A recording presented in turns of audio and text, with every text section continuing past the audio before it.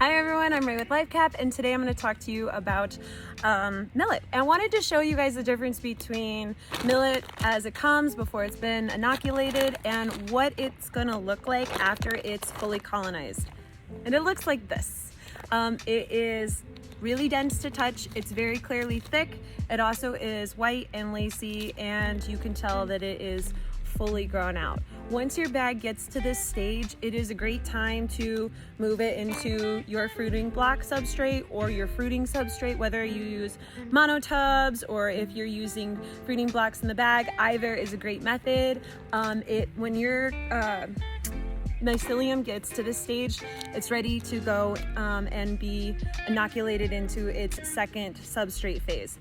For those of you who would like to know more about how to purchase our colonized millet bags, reach out to us at support@lifecaphealth.com. It's our email.